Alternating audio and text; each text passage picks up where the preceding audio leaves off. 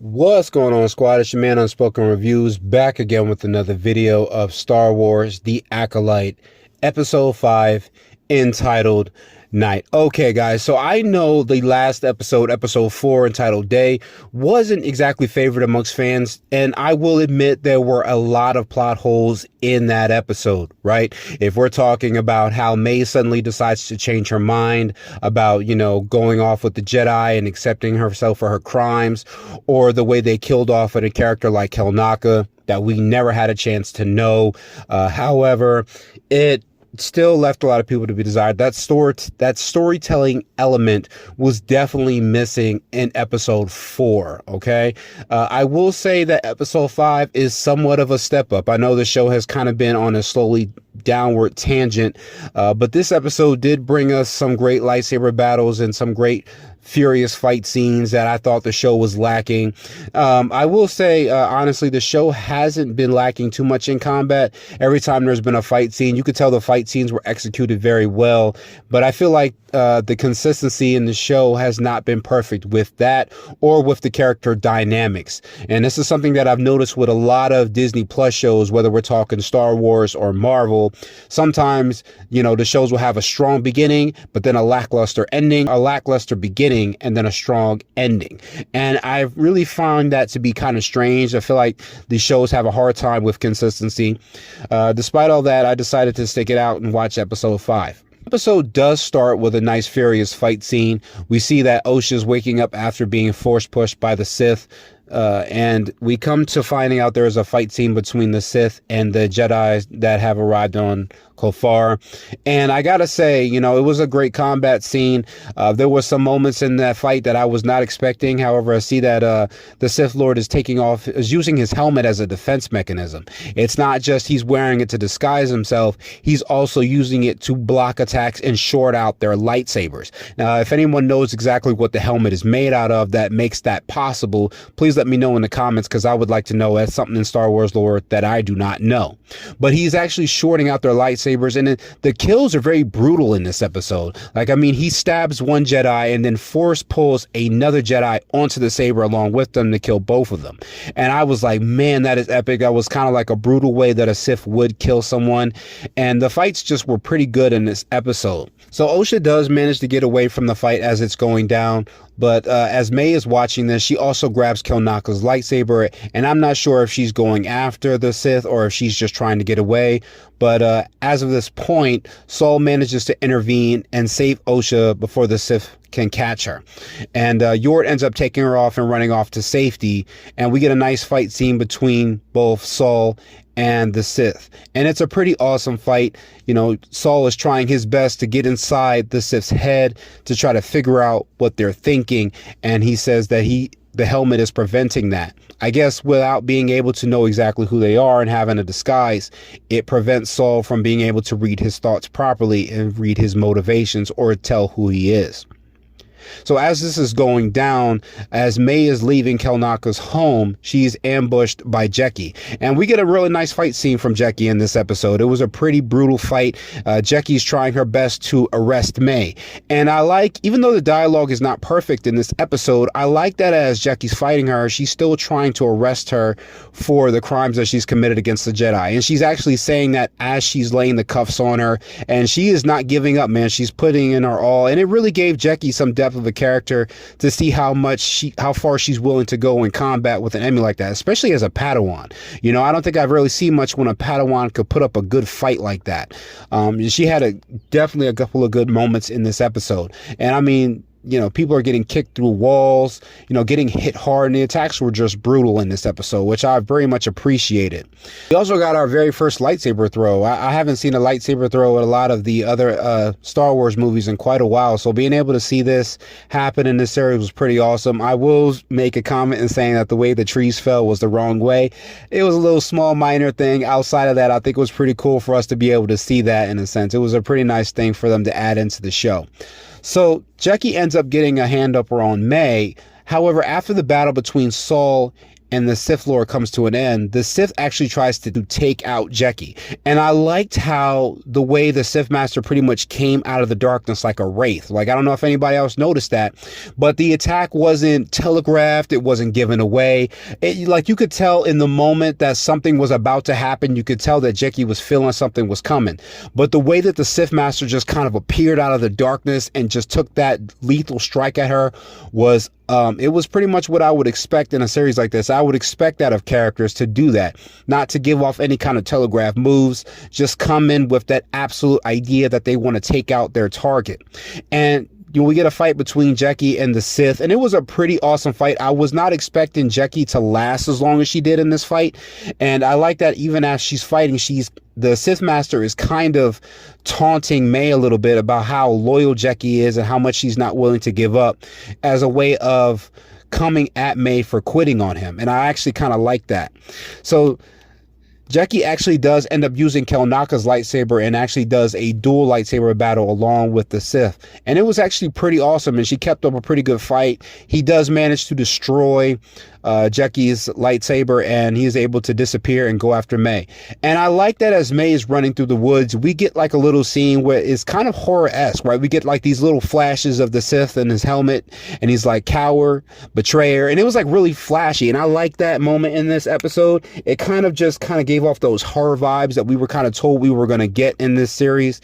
It really worked out for that moment, and I like the way she's running through the woods. You could tell that she's really scared. I know the show hasn't been great with a lot of its dialogue or a lot of its moments, but I felt like this episode had those scary vibes that I think a lot of people were hoping for. Sith Master does manage to catch on to May, and as this is going on, Usha does not want to leave them behind. She does recognize that the Sith will end up killing them if they don't hurry and get back. And she ends up even using the bugs that were in the beginning of the previous episode, and using her flashlight to kind of guide them, to follow them through the woods and use them pretty much as a distraction. I actually like that the episode did that. I know it's not the best thing that we've seen from this series, and barely we've seen any good best things. However, I did like that it was such a minor thing, but it took an element from a previous episode and applied it to this episode, right?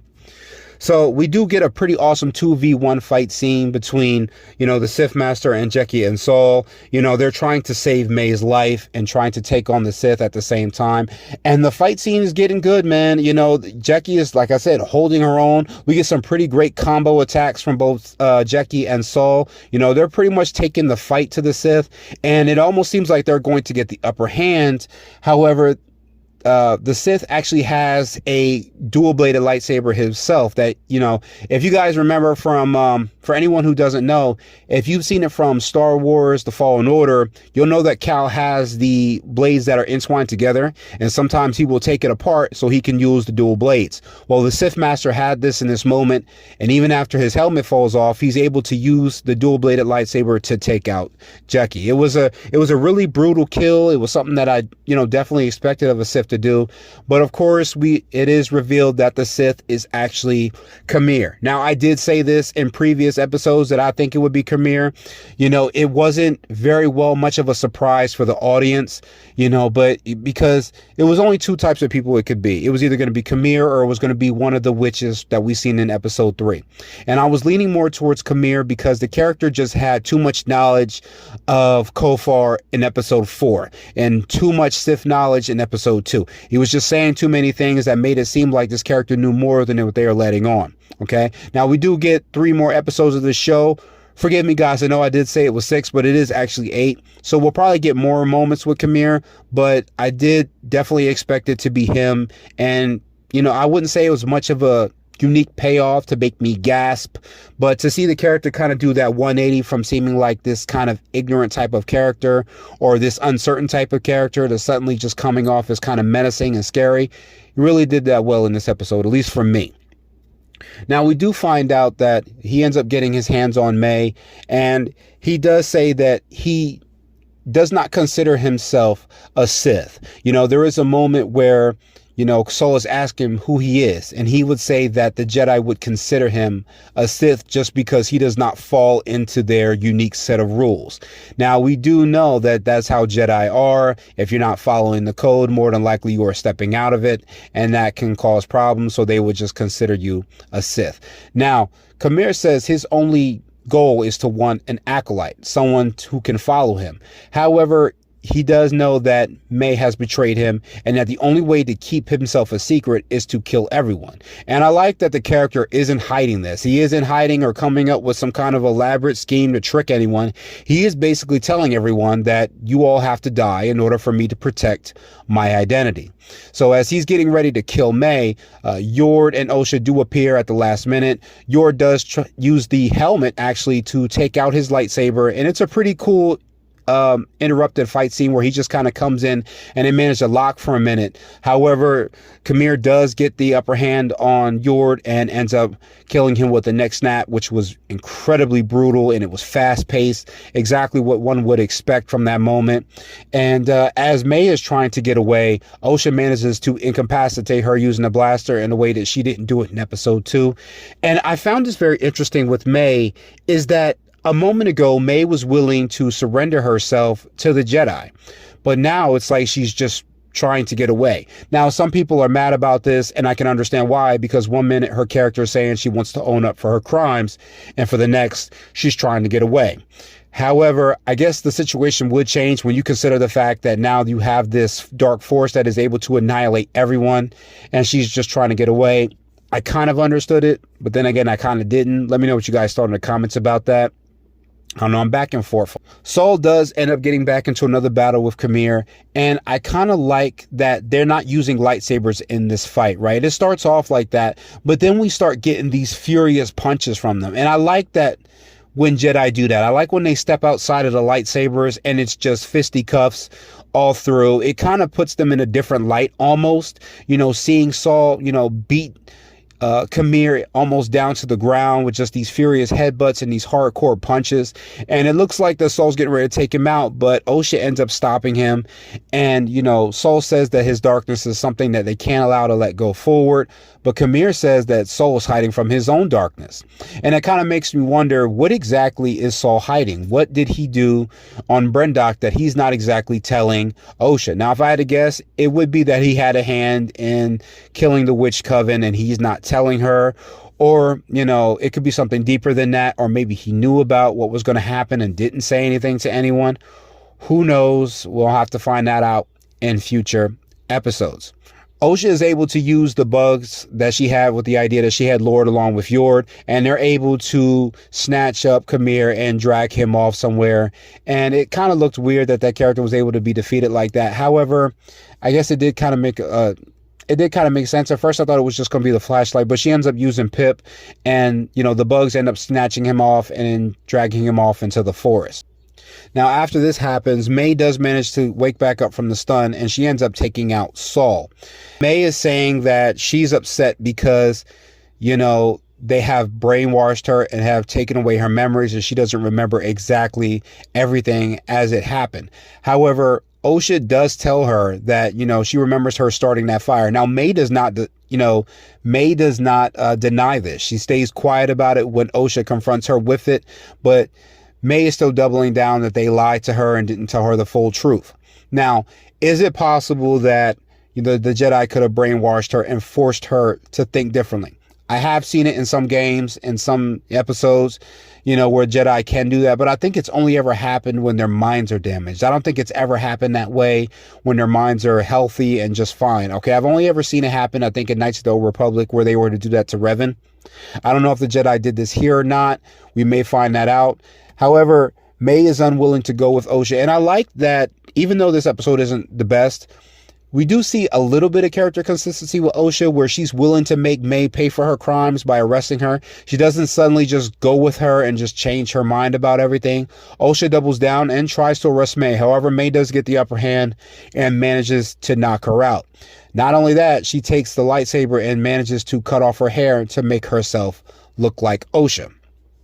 So she returns back to Saul, and Saul, unable to tell who it is, ends up taking her back to the ship, and they get ready to leave the planet. and Kamir ends up finding an unconscious Osha and takes him with her. Now, a lot of people in the comments will probably be like, well, how did Saul not know that that wasn't Osha? Okay, case in point, if you don't remember this, okay, the Jedi in the first trilogy of movies did not know that Palpatine was Darth Sidious. Okay, I know that sometimes Sith have this ability to kind of suppress their dark nature, so that way Jedi cannot always sense them. It would make sense in this moment that he was not able to tell that that was not really Osha. In this episode, it definitely stepped up in terms of the combat. What I hear from most people is that that's what they say. And I gotta say, I agree. This show definitely did bring those brutal-esque moments that I expected of this show. You know, I really wanted to see how the Sith move, how the Sith think. I'm kind of hoping these next 3 episodes do that, where Kamir is trying to teach that to Osha.